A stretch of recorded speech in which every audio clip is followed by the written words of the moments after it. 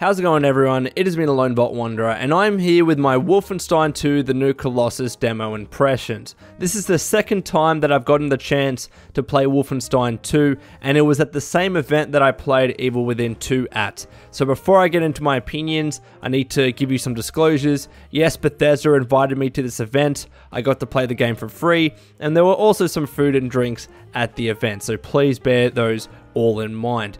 Also as well, the footage that you're seeing on screen right now is not my gameplay, it is B-roll footage that Bethesda itself has captured, but I have edited out a lot of the boring bits, and this is the gameplay of the very same demo that I played, so it's unlike the Evil Within 2 video that I did the other day. And I want to get into my thoughts about this demo, of course, but first I want to cover the story of the demo, you know, why we're in that location, some of the weapons and upgrades that are there, and also some of the abilities that BJ has. And this is all from a document that Bethesda sent me. So I'll just cover all the major facts, and then I'll get into my specific thoughts. So BJ Blazkowicz, Anya, and the other returning members infiltrate the boulevards of a Nazi-fortified New Orleans in an attempt to contact and recruit Horton, leader of the New Orleans-based resistance group. The plan is a two-pronged approach. BJ takes to the city streets, facing the Nazi threat head-on as he pushes towards the old American bank where Horton is located. Meanwhile, Anya and Wyatt must deactivate mines along the city shoreline to clear the way for Eva's hammer, the group's stolen Nazi U-boat, rescue any remaining citizens, and safely extract BJ and Horton. And some information about the New Orleans setting. New Orleans is under quarantine. Nazi oppressors are purging the streets, killing indiscriminately.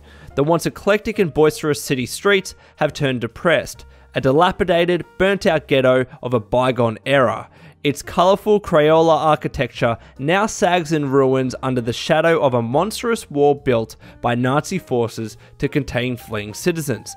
Hulking, fire-breathing Panzerhunds and Nazi Supersoldaten, armed to the teeth, occupy the streets and alleyways. Shouts, screams, gunfire, and patrolling helicopters replace the once delightful sounds of jazz and rowdy tourists that used to fill the air.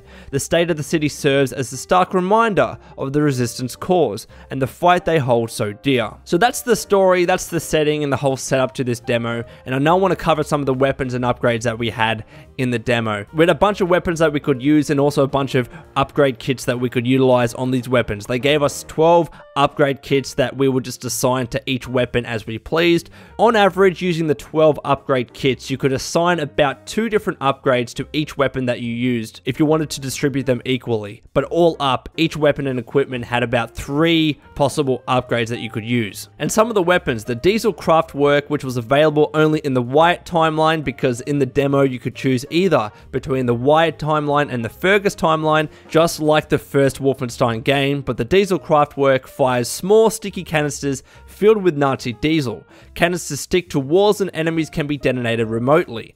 Note that I picked the Wyatt timeline, so this was the weapon that I personally used. But the Laser Kraftwerk, which is available in the Fergus timeline, fires high energy laser beams, efficient against heavily armored and mechanized units. I already used this gun in the past Wolfenstein demo that I played, so if you want to check that out, I'll leave it in the description below. But I'll continue. The Sturm Gweier, I probably pronounced that incorrectly, is a high caliber automatic rifle used by Nazi elite soldiers, can be upgraded to a scoped semi-auto mode. The Kampf's pistol, God, these things are hard to pronounce.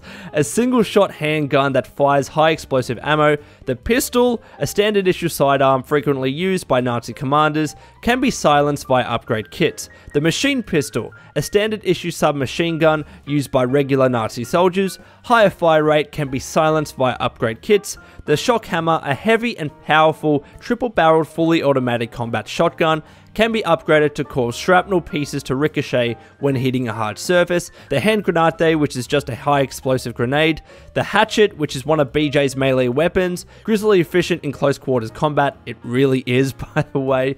The Laser Guerra, a heavy laser weapon which is dropped by dead super soldiers, and the Diesel Guerra, heavy explosive weapon which is also dropped by dead super soldiers. And finally, I know this is dragging on, but the abilities that you could use, one is the Battle Walker, which enhances your tactical playstyle, playstyle, you can deploy the Battle Walker stilts to gain a strategic advantage on the battlefield. It allows you to quickly access the high ground to rain death from above or take cover against large vehicles and buildings. The Ramshackles enhances your mayhem playstyle. You can take the fight straight to your enemy with a devastating blow. The Ramshackles allow BJ to literally smash his way through opposing forces by sprinting headfirst into the line of fire. And finally, the Constrictor Harness enhances your stealth playstyle. You can squeeze into the tiniest of crevices and surprise your enemy from behind. So with all those generalities out of the way, I want to get into my specific thoughts. As always, I've written down a bunch of notes in my phone, and I'll just go through them sequentially. These are essentially the thoughts as they popped into my mind as I was playing the demo, so they're in somewhat of an order. First of all, the previous resolution issues that I had with the first Wolfenstein demo that I played were all gone. I could play the game at a full 16:9 ratio. As far as I could see, it was 1920 by 1080p. I don't believe it was 4K.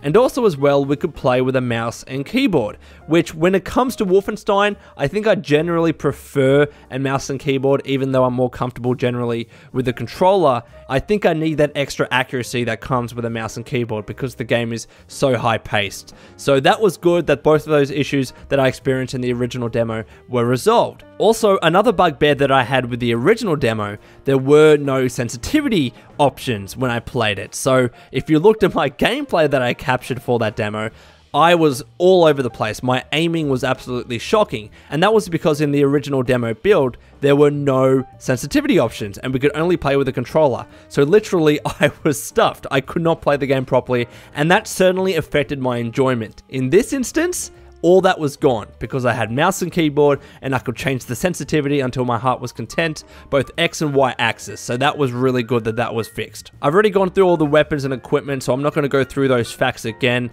One thing that I wanted to mention was a small glitch that I experienced where I was in the water, and as I was swimming, there were these really weird black bar glitches that kind of flickered across the screen as if like the entire gameplay was just like missing for a millisecond and then it disappeared. It was kind of like, I don't know if you guys ever played BioShock Remastered at launch, but there were very similar glitches where sometimes you're just walking through and in bits of the world there were just kind of like a black square that would just flicker sometimes. It was really weird, and a very similar thing happened to me with this Wolfenstein 2 demo. Unfortunately, I wasn't capturing, so I can't show you that in person, but it definitely happened to me. As always, this is Wolfenstein 2. I will say that if you enjoyed Wolfenstein 1, you're probably going to enjoy Wolfenstein 2. It was really fast-paced, it was really smooth, enjoyable gameplay. If you didn't like the first Wolfenstein, you're probably not going to like this. It's really, you know, for fans of Wolfenstein, you know what you're getting into. One thing that I emphasized in my original Wolfenstein 2 demo impressions that I want to bring up again, man, the cutscenes and the characters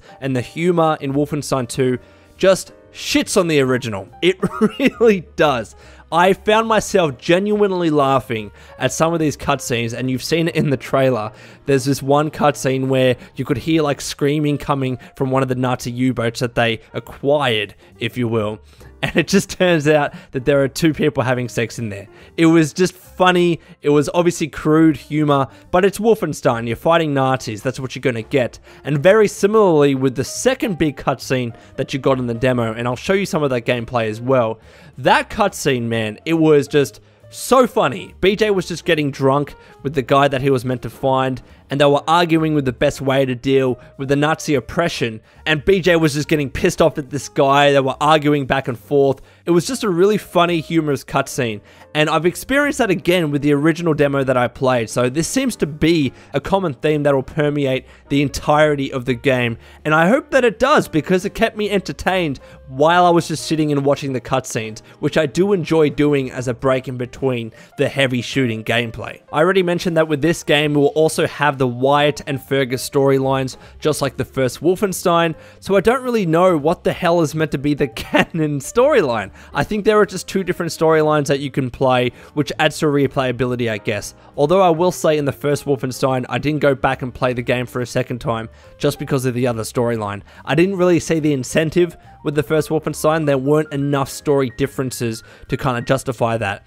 But to an extent, I kind of regret that I didn't, because some of the characters in Wolfenstein 2 are those that were exclusive to certain timelines. So if you didn't play the other timeline, you're like, well, who the hell is this character, right? And if you've played both Wolfenstein 1 timelines, you'll know exactly what I mean. So one of the abilities that I really liked were the large stilts that you could use to get to higher ground. It was a really great way just to be mobile and get to different locations and to traverse around the map and also get a jump on enemies. I liked that. The enemies are as crazy as ever, especially these kind of rocket-propelled enemies that would just bolt towards you and you have no idea what the fuck to do and you have to defend yourself somehow. Those were really fun to try and combat, and especially when you got your double weapons to try and attack them, it is a blast, the gameplay in that regard. I already mentioned how the story, writing, and dialogue is much improved over the first Wolfenstein. The cutscenes are also much improved, and the Panzerhound, oh my god, this bit of the demo was an absolute joy. Everything preceding that moment, you were doing your regular BJ Wolfenstein thing. You could dual wield weapons, you could use single weapons, and you would experience as many of the weapons as you could in the demo. But once you got to this Panzerhound moment, you're just riding this thing and literally burning people alive with the flamethrower. It was a joy. It really was. And that's unfortunately, after like, I think it was 5 minutes or so of playing on the Panzerhound, that was where the demo ended, and I really wanted it to continue because that was without a doubt the best bit of the demo. It was so enjoyable just to run around on that thing, be pretty much impenetrable to the enemy fire and just burn Nazis alive. It was a joy to play. So overall, I just want to summarize my thoughts on the demo. The issues that I had with the previous demo were improved. There were still glitches that, yes, it's an early demo, it's an early build of the game, that I'm presuming are going to get fixed when the game is released on October 27.